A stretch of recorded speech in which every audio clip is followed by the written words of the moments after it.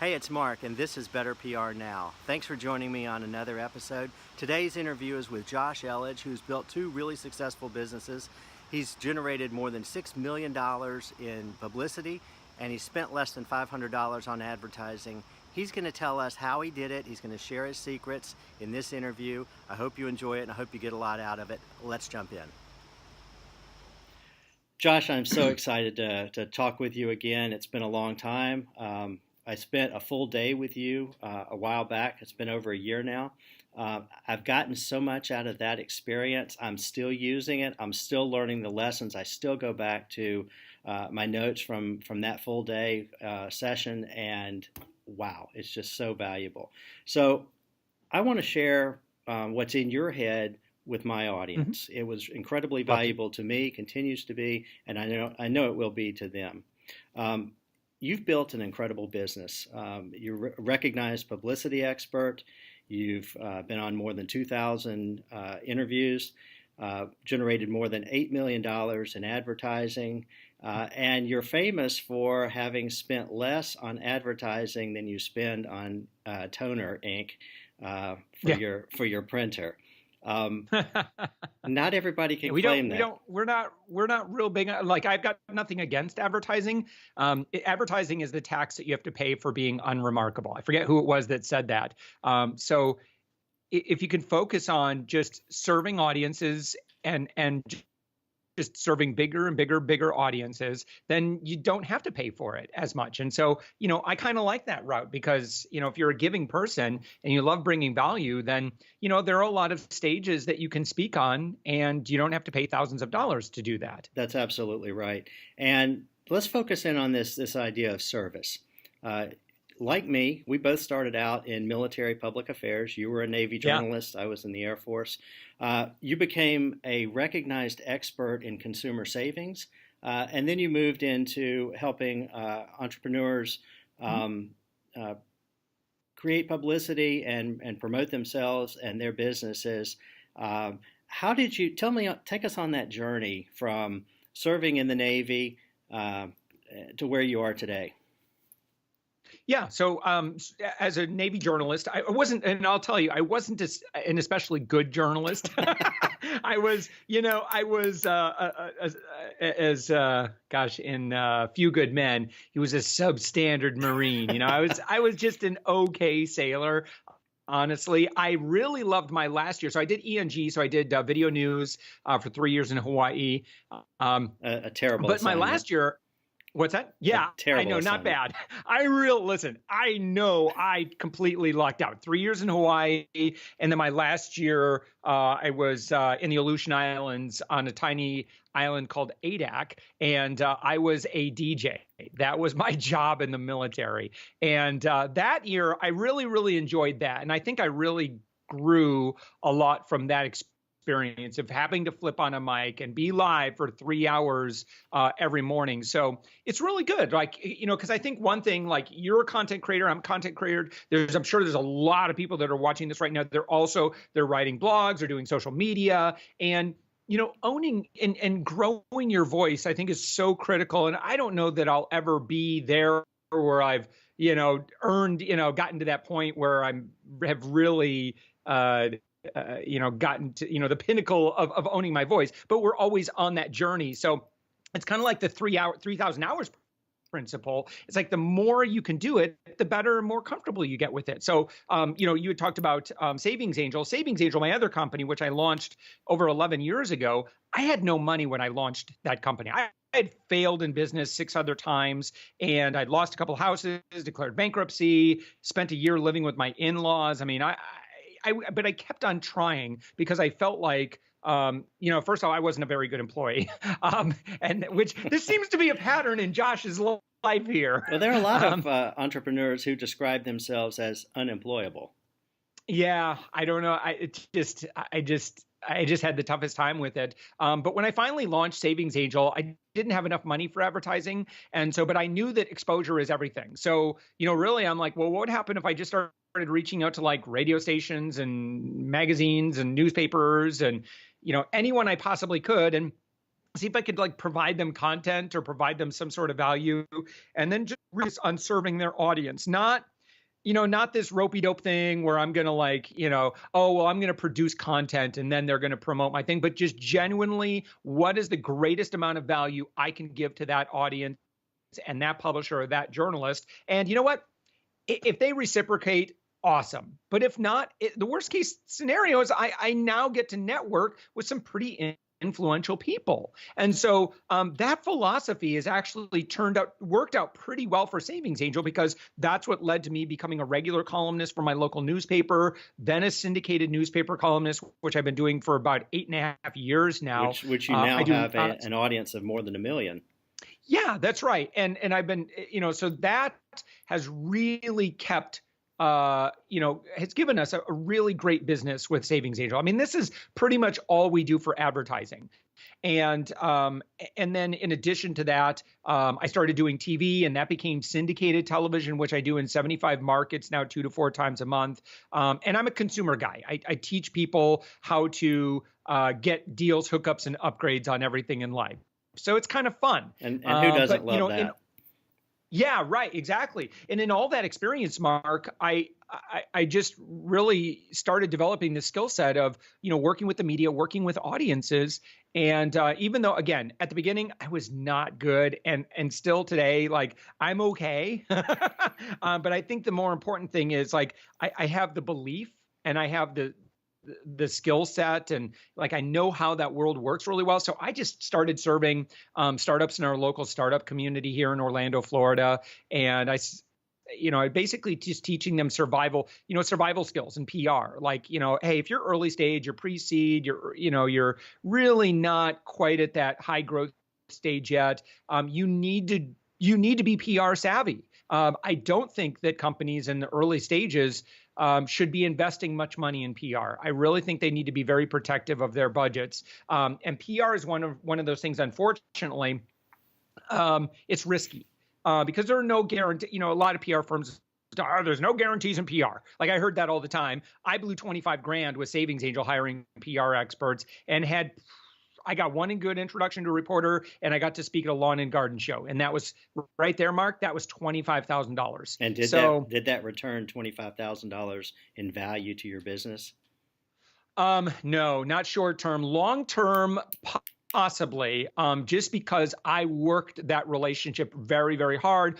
I showed up week after week after week after week, and I kept pitching. I was doing the work. So when I did our PR, like, I feel like it did pretty well. When I tried to outsource it to somebody in a separate agency, it didn't work as well. It was just very inefficient, I think is a generous way of saying that.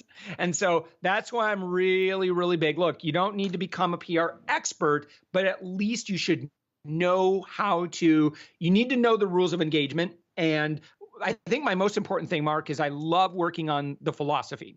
And that is that, when I talk to principals of companies and founders of companies, I'm like, look, if there's one thing that I can convince you of, it is that your authority is the most valuable asset that you can take with you no matter what you do, where you go, what you build, what you do with your business, how big you get. I mean, you're going to be in business for yourself. Chances are you're going to be relying upon your professional name for the rest of your life. And so it really makes a lot of sense that you invest in growing that authority so you can go and do amazing things with it. Absolutely. That totally makes sense. So you've built your company, now called UpMyInfluence, on 5 values. Tell me about those values. Yeah, good thing I have them written down, because I don't know that I've got them all committed to memory. All right. Well, I'll help you. So we live this, absolutely. And I've got them right here. Democratization is a big part of what you do. It is, simply because I think out of the frustration, I think there's a lot of evolution that's taking place in the PR industry, without a doubt. Unfortunately, I think that there's a lot of old school agencies that are hemorrhaging right now. They're losing clients. Clients are bringing it in house. Clients are saying, what is up with this, PR thing? It's just not working like it used to. And it's true, because I think as a journalist, I can tell you that I get bad pitches on a daily basis. And it's unreal that clients are paying PR firms, and listen, great PR people, absolute professionals in their space, but they're just not evolving with where the industry needs to be. And so this old school spray and pray is it's just spamming is all it really is. So if you could, not to interrupt you, but if you could give some advice to PR practitioners out there who genuinely are interested in doing a better job for their clients, what would it be? Make the client the star of the show. And so quit trying to be the be all and end all. And, I really envision this like a lot of unfortunate, and again, not everybody, because there's some really great forward thinking, social media savvy, relationship focused PR professionals. They get it. They're doing quite well. But unfortunately, I think there's far too many PR people who they want to be like the kid sister who your mom forces you to bring out on a date with you, and she sits right in the front seat between you. Imagine in the day before, bucket seats here. I'm really dating myself. But imagine she's, every time you want to talk to your date, she's popping her head and they're like, hey, what you guys talking about? Huh? Do you want me to relay a message?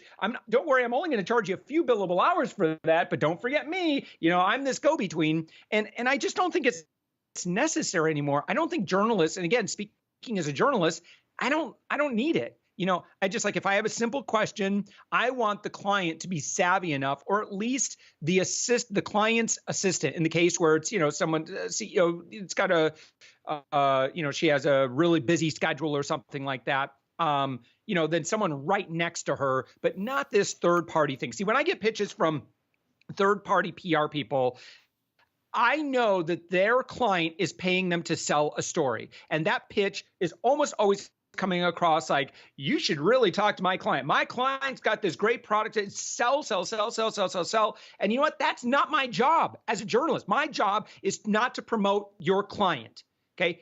If it happens naturally and organically in the pursuit of serving my audience and providing them value, entertaining them, informing them, educating them, great, cool. But my job is not to sell their thing. I know that that's your job, Mr. PR person. So so to the PR person, I would say that you should probably take a page from one of our other core values, and that's human connection, where we harness the power of relationships to create sustainable collaboration. If your media contacts, and by the way, when I say media, I'm talking about all influencers, because today's media landscape is really unique. And, if you can work with big YouTubers, big podcasters, big social media celebs, depending on who the client is, that could be far more valuable in terms of immediate engagement. And so I think that, Mark, in answer to your question, the approach needs to be focused on what can we do for the journalist first. Yes. Is it possible we might miss out on a couple talking points? Yes. However, I would rather get the placement and build the relationship 10 times over than go for the jugular and just, get on air and be one of those experts who are like, on page 72 of my new book, You Too Can Be a Winner, you'll learn the 3 secret steps. Like, get out of here. Right. Like, no journalist likes that. They hate that. They blacklist those kind of guests. So just don't do that. But and again, so that's one thing. So relationships. And then number 2, try to remain invisible. Honestly, make the connection, empower your client. And you know what? Don't try to squeeze every billable hour out of your client. Don't hold them to these ridiculous long-term retainers. I think agencies that need to do that are just afraid.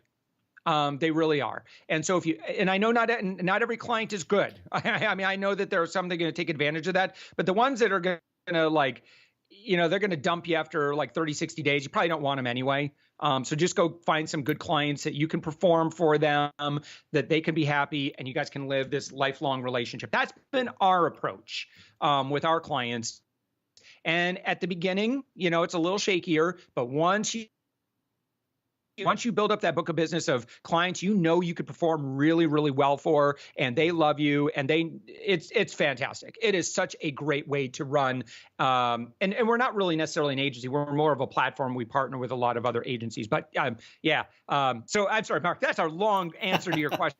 But you got me on some soapbox stuff here. No, you're passionate for you. So speaking of passion, what keeps you motivated every day to keep doing what you do? Yeah. And so, and I think this is important for people who start agencies because they think that they can make some money. That's only going to last you so long because the money, look, especially in the earlier stages of your agency life, you're going to have cash flow issues. Money's going to be good, money's going to be bad, and it cannot be money because if it is, it's the emotional roller coaster is going to be really, really tough to stomach. It has to be something bigger. For us, it comes down to our belief. We fundamentally believe that every person has a message that could positively impact the world. And so we feel like we have a moral obligation to turn thoughtful entrepreneurs, not everybody, but thoughtful entrepreneurs into media celebrities so we can increase their authority, their influence, and ultimately their revenue. And because we feel like we have a moral imperative to do that, Mark, like if we don't do this, there are businesses that will go out of business. Point blank. I mean, that is absolutely the truth. So we have to take massive action. Otherwise, these great business owners with these brilliant ideas are going to have to, let their dreams die. And I don't want that to happen because I know how wonderful it is to run a successful business. And I want that for everybody who aspires to it. Because you understand their struggle. I have failed so many times. And I've given up on a lot of dreams. And then I've also had businesses that have succeeded very, very well. So you've given some really candid advice to public relations professionals. Flip it around. What kind of advice do you give to business owners? Well, so a lot of business owners, I find, get themselves in that trap, even though like cognitively, we all know this. Right, is the kind of the Michael Gerber E-myth trap where you spend all your time being a business operator and not a business owner. Tony Robbins talks about this a lot. I've gone to several of his events, so I'm really into it. So what we need to be doing, the most important thing for us to be doing is growing our business. And what does that mean? Well, you need to be the face of your business. You need to quit trying to build your business from behind a computer screen, and you need to get out on stages. And I mean that, virtually, literally. I mean that, within the media, working with influencers. That's your job. If you're the CEO, if you're the founder, you're the principal, somebody needs to be the spokesperson. And if you think that you can just outsource that to someone who's going to do your brand representation, I'm telling you right now, it's going to be very expensive. It's not going to be as effective as if you were to learn some good communication skills. Go get some media training. Go invest in your social media profiles. And I'm talking about your personal LinkedIn profile, your personal Twitter profile, and really take your personal brand seriously. Think about it this way. A lot of our clients love the idea of getting paid for speaking. So ask yourself, someone who gets paid like $500 or, just only speaks pro bono, what do you imagine that their social media looks like?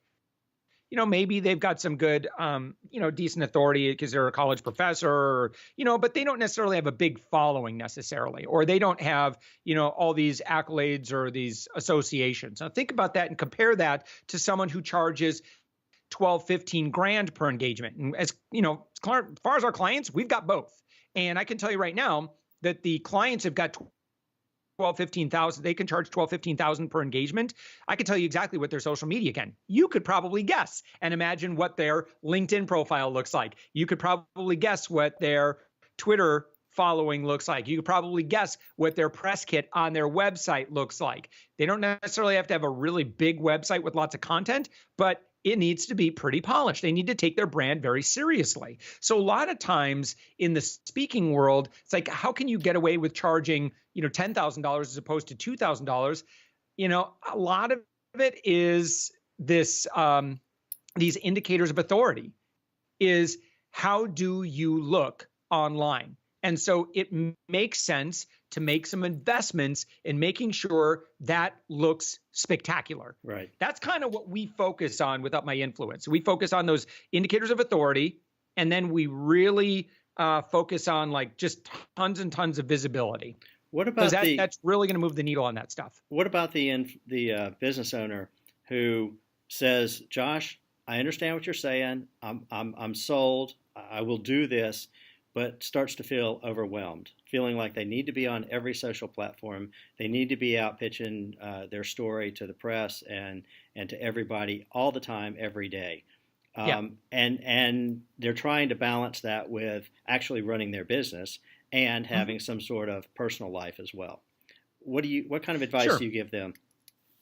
So business operation will keep you level. Like that's going to keep you afloat, hopefully. And assuming that you don't have much turnover. So you really want to outsource as much of that possible as possible, and train other people, build a team, help other people, make other people's dreams come true in terms of like building that team. But yeah, I mean, this is your number one job, is to do this. And so that said, there are certain activities that I think that you could train people internally to do. You don't have to manage your own social media. And there are cases where I think it makes a lot of sense to hire an expert to do things like, especially like media training, social media profile makeovers. There's a lot of things that we do. Like we build our clients' Twitter following, organically. Like we legit do it like completely terms of service, the way Twitter likes it.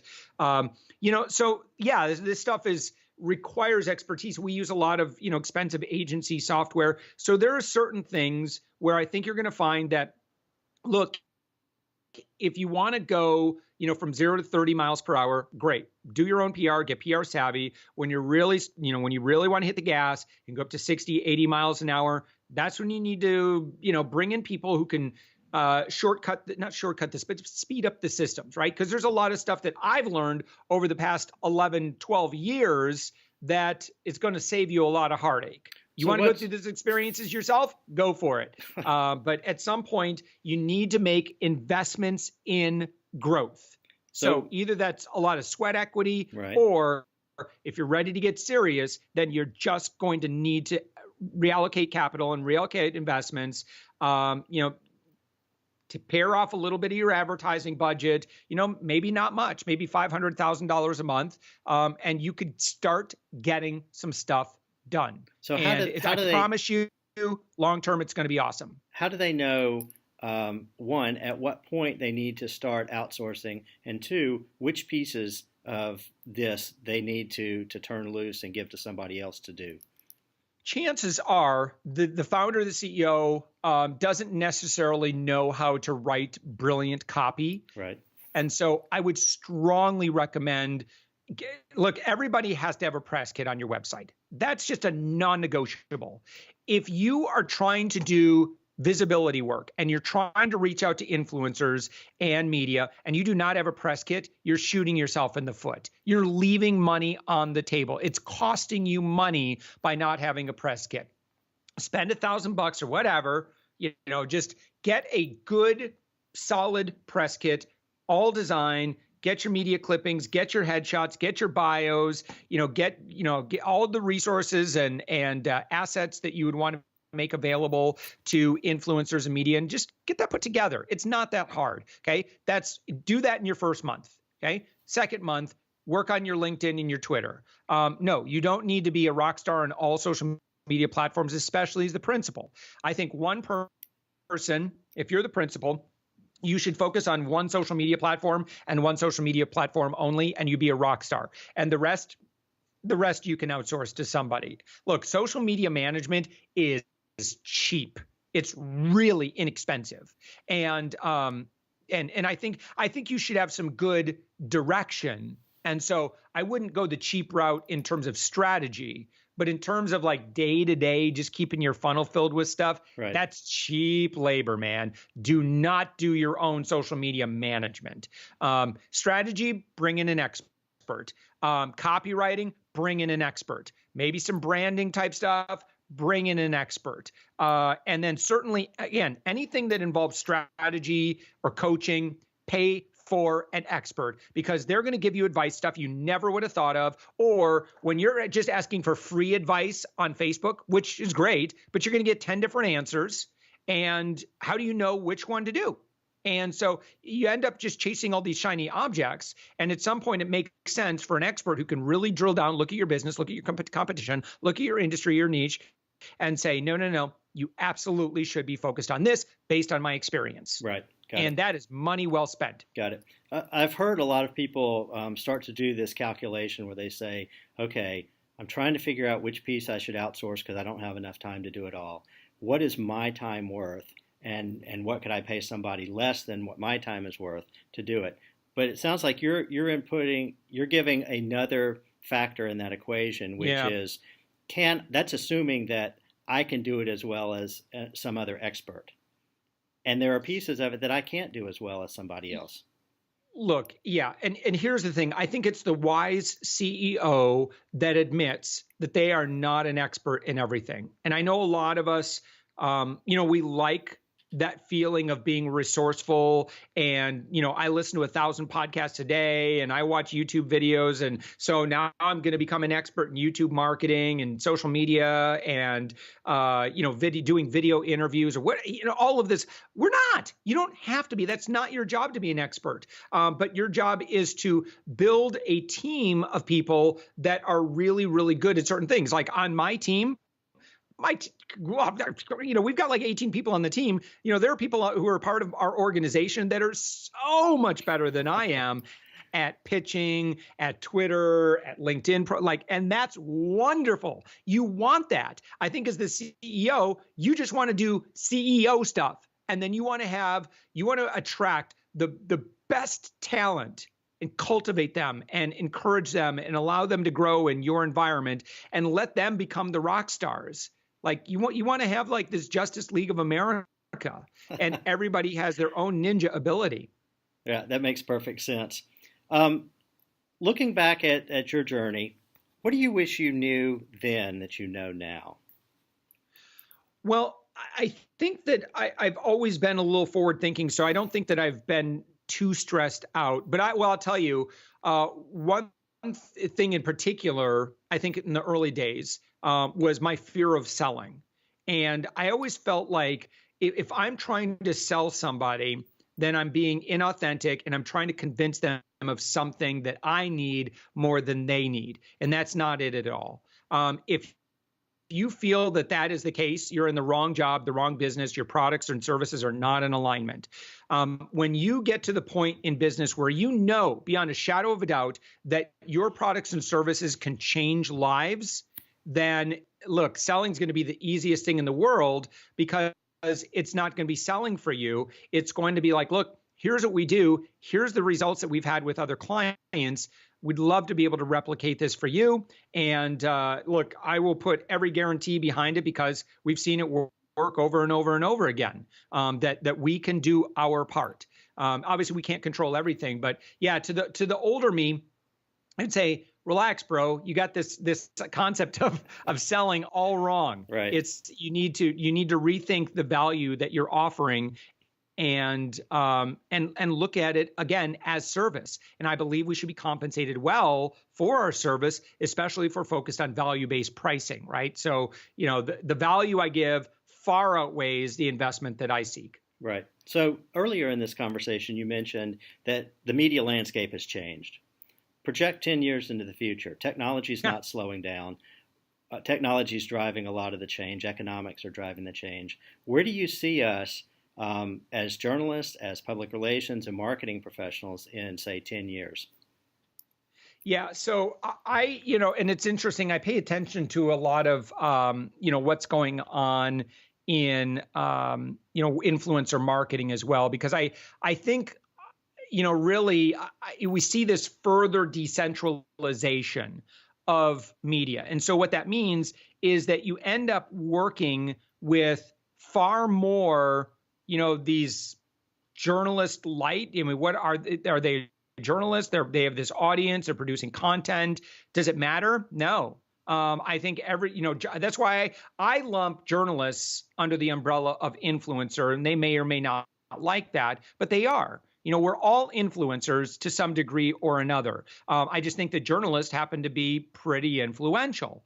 And so that said, I think it's really important that we give up this idea of spamming and pushing our agenda and selling in order to make a quick win for our client. And instead, we need to educate the client and say, look, this is going to be a little bit of a process. Okay, we're going to cultivate a relationship based on what you told me. What we want to identify is about 10 to 20 great influencers who can advocate for you on a regular basis. Sounds good? And that regular basis may be once a month, once every 6 months.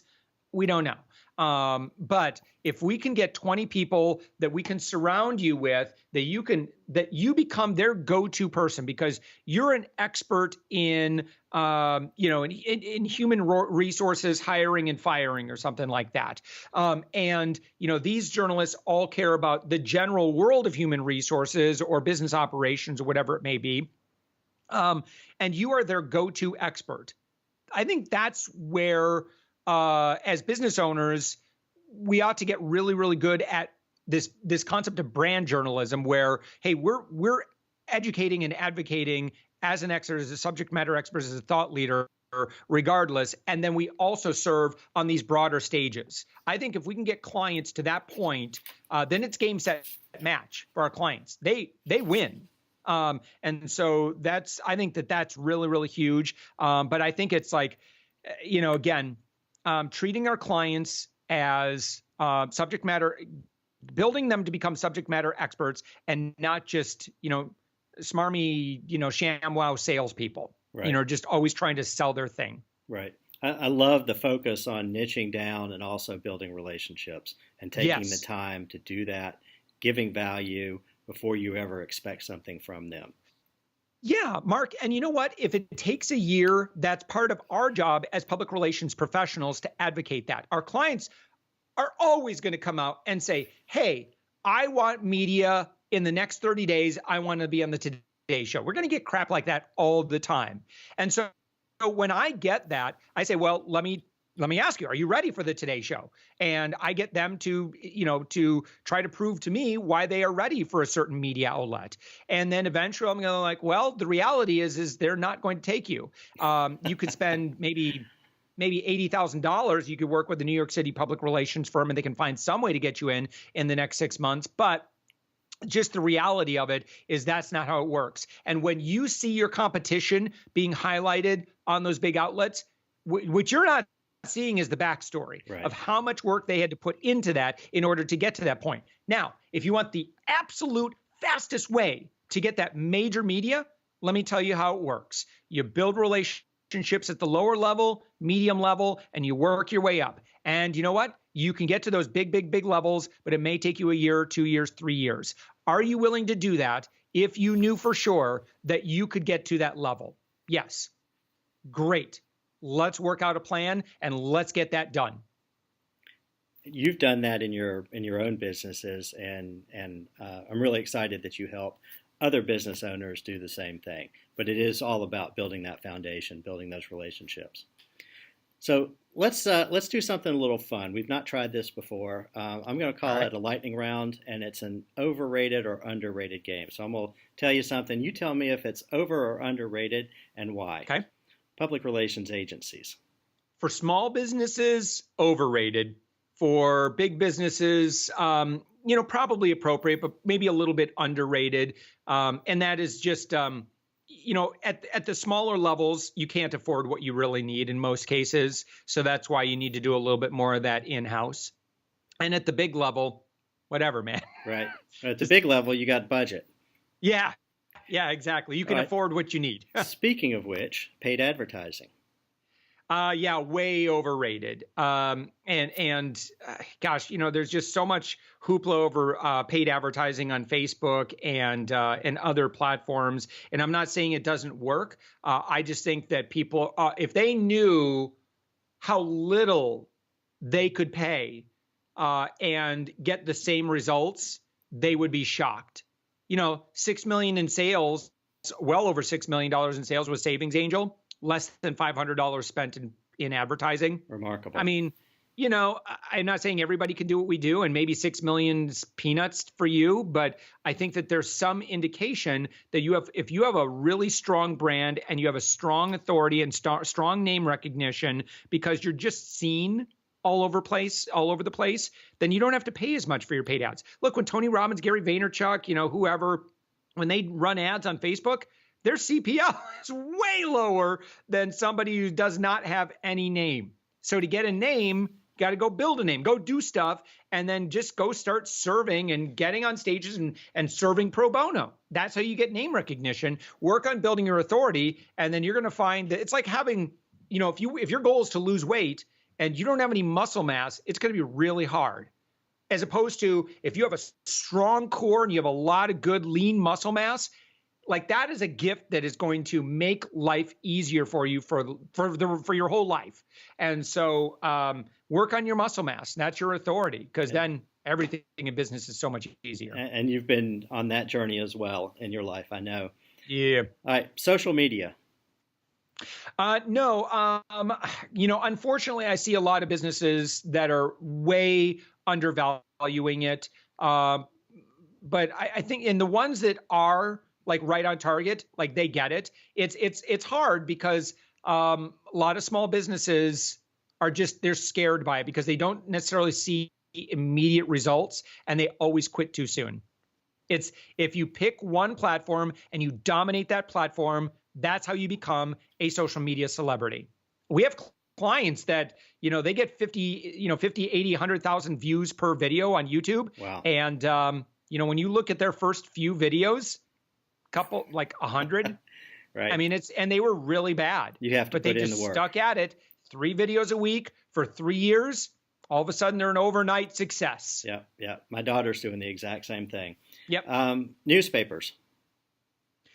Well, print, I don't think is overrated. Well, look, I'm going to say newspapers are way underrated because of what business owners say is, well, there isn't the circulation, there isn't the distribution, there isn't the visibility, so I'm not going to waste my time.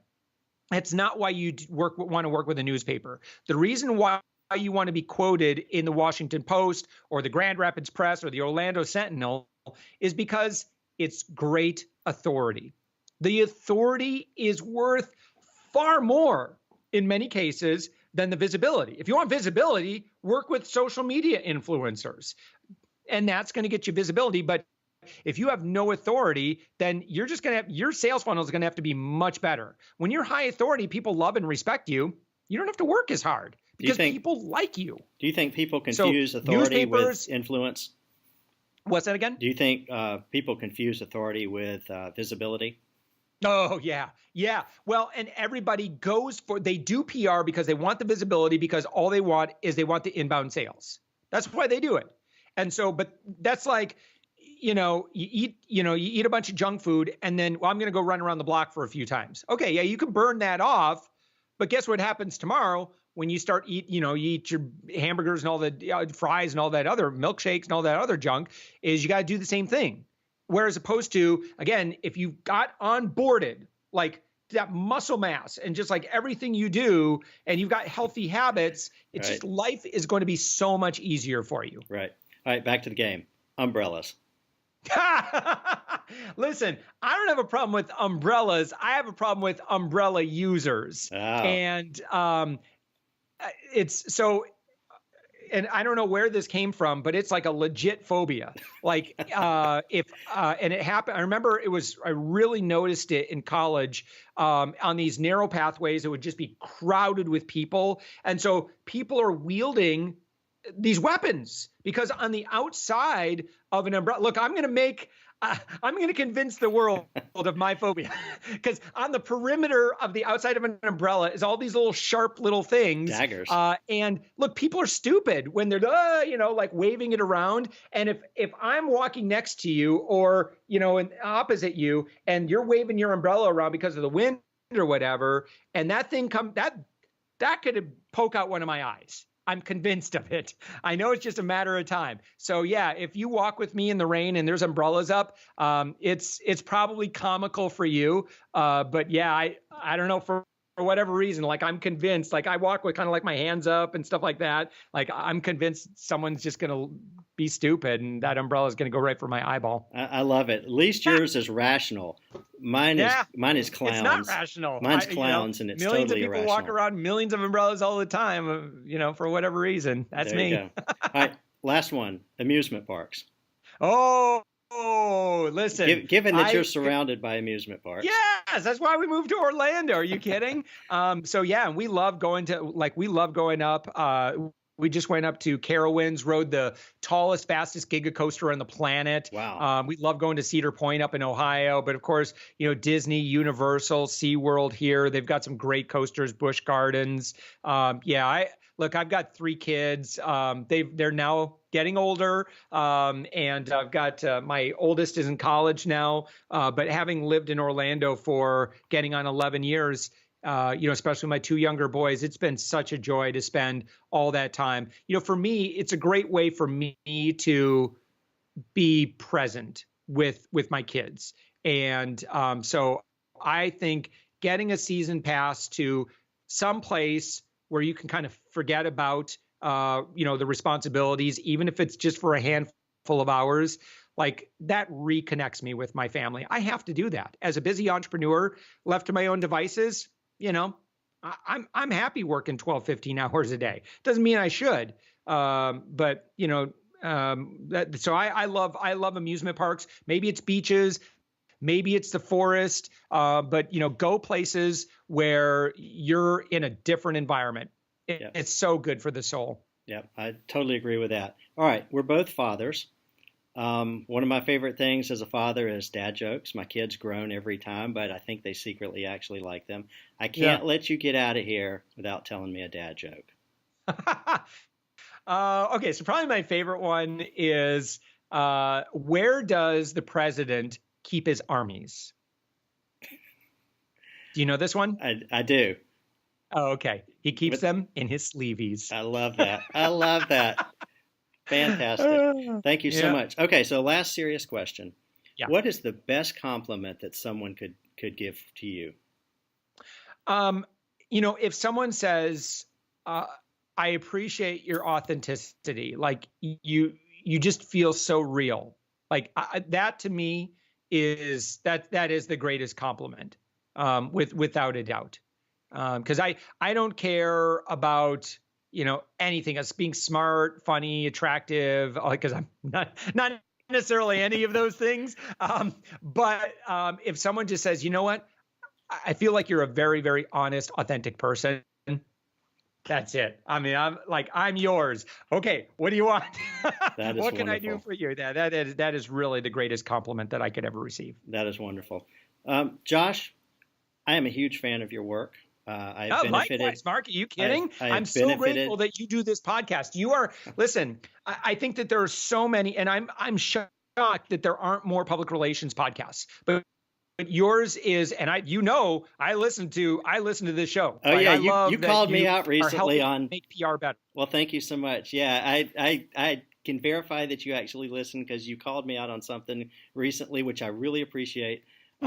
Where I had an audio mix up or mess up, and I had totally not caught it. And you said, hey, you might want to check this, and you were right. And so I had to go fix it. So thank you very much. To podcasters love that. I've been a podcaster myself for over 5 years. So if I'm speaking to the listeners right now, please let us know when we screw up, because it happens. Right, and we can fix it.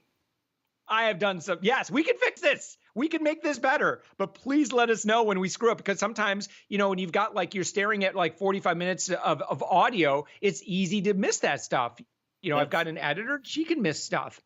So, yeah, please, we really appreciate all that feedback, which is why, podcasters are always asking for, reviews in Apple Podcasts and the podcast players, social media likes. I mean, that stuff, that is our currency. That is the oxygen we breathe. So yeah, totally not agree. putting any pressure on you, podcast listener, but I'm just saying that's, without you, I think we would all die a miserable, slow death. So just help keep us alive, please. I agree with you. Josh, how can listeners get in touch with you, and do you have something special to offer them? Yeah, we do tons of pro bono work as well. One thing that I would strongly recommend is that I do a 90-minute webinar. It's so powerful. If you kind of like a lot of I am living testimonial to how good it really is. Oh, thank you, Mark. I appreciate that. And, and again, professional to professional to others in the PR industry, please learn from me, take all my stuff. My aim is to help move the industry forward. And actually about 40% of our work is actually we're a service provider for other PR agencies, SEO agencies, marketing companies. So we just provide services that help other PR professionals do their job much better. And our rates are so cheap that there's there's usually some decent wiggle room to work with in terms of making sure the client still gets a lot of value. But, listen, grab, there's a schedule link on my site. Grab 15 minutes with me or my team. Love to chat with you as well. And then, if you're serious about, about moving forward, and let's say you're kind of more of an early stage business, we have an incubator group. And in that incubator group, you're going to get lifetime support. Like if these things, you're like, man, this sounds great, but this still feels overwhelming. We've got a supportive group and you're going to get access to over $3,500 worth of training and support, and it's for the lifetime of your business. So if that interests you, then you can go to UpMyInfluence.com and then click on our services, and then take a look at our launch pad, watch the videos, I explain it, and see if it makes sense for you. But right now, I'll tell you, if you hurry, our price for that lifetime is $299, and that is going up to $499, and then $599, I think is where we want to put that. Well worth it. Yeah. So if you heard this podcast, you are definitely the kind of person, and you're into this, you are definitely the kind of person that I would love to support and work with and learn more about your business. Fantastic. Sure. And you're at Josh Elledge on social. Yeah. Mm-hmm. Yeah. Especially on Twitter. Listen, everything that I dispense, I do. At least I try to do. So yeah. So you can. There's nothing, Mark. I don't know if this is a pet peeve of mine, but you go to a PR firm, and they're like, oh, we've got all these celebrities. We're like amazing, and then you look at their social media and like, you got like 300 followers on Twitter. You can't be that important. Do you not take your own medicine? Yeah. So look, I think here's another thing I recommend to all my other PR, brothers and sisters out there is we gotta eat our own lunch. We gotta find ways to get ourselves in the media. We gotta find I think it's just, it's authentic to do that. And I think it's, it helps us understand where our clients are better as well. When we are very actively working on our own visibility and authority. Absolutely. So I met you at Podcast Movement a couple of years ago. Yeah. This next August, it's going to be in Orlando, in your backyard. Yeah. I hope to see you there. Yeah, I will be there. It's going to be fun. Fantastic. Josh, thank you so much. It's been a treat having you on the show. Mark, you're awesome. Thank you so much for producing this podcast, my friend. That wraps up another episode of Better PR Now.